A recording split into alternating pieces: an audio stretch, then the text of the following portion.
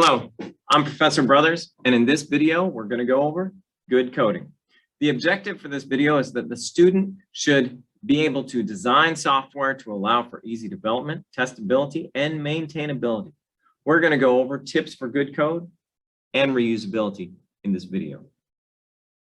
So to start with, when you come upon a new software design, you have to subdivide it into tasks.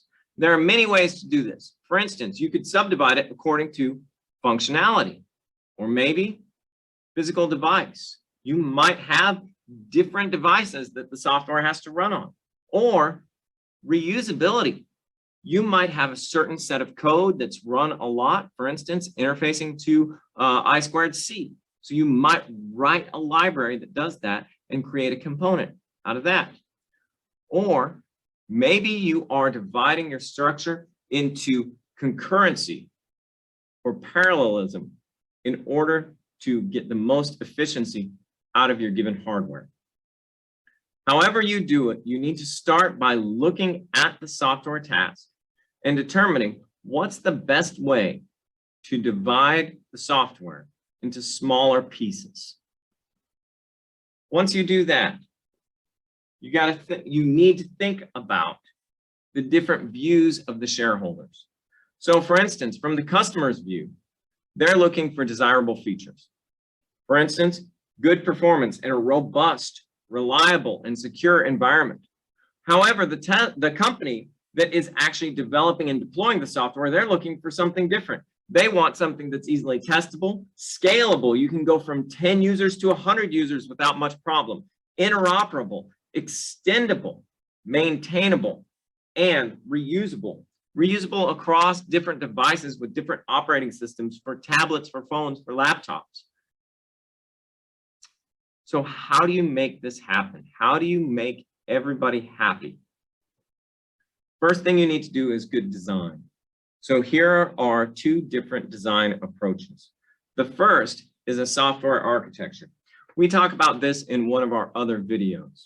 This is a graphical method that shows system level views of all the modules, and it reflects how they interface with each other. Another thing that you can do is task decomposition. You can take a large problem and break it apart into smaller tasks. Implement these in different modules that can then communicate with each other. The software architecture is a more integrated view where you're looking at function calls that'll go back and forth. The task decomposition is more of a hardware reflection where you might think of different software modules that will then communicate with each other. Tips for reuse of software. As you're writing software, a lot goes into a module, a lot goes into a class, a lot goes into a function. So if you can, you want to write them to be reused.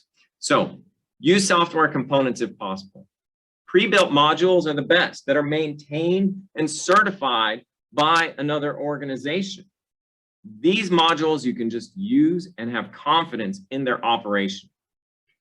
Reused in different applications. So for instance, if you have an I2C interface, you can use that I2C interface on a bunch of different pieces of hardware. And all of the hardware will then be able to talk over that same interface and that same reusable module. Software frameworks. We talked about software frameworks in the other video also, where a software framework shows the interconnect of software modules to a higher degree. This is sometimes called skeleton code. So it's a common software structure that is actually written and can be committed into a Git repository so that the programmers can start to fill in their functions and their sections. So it's skeleton code that can be customized. Most important thing about it, check it into a repository management system.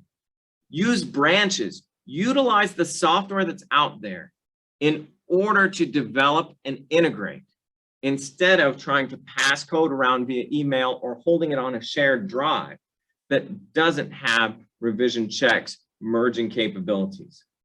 So in this way, start with your code at a big level and think about how to segment it up. That's the first step. Once you think about how to segment it up into subtasks or computer architecture, then think about how those modules are actually going to interact and create your framework. Once you do that, check it into Git and use that as your development framework.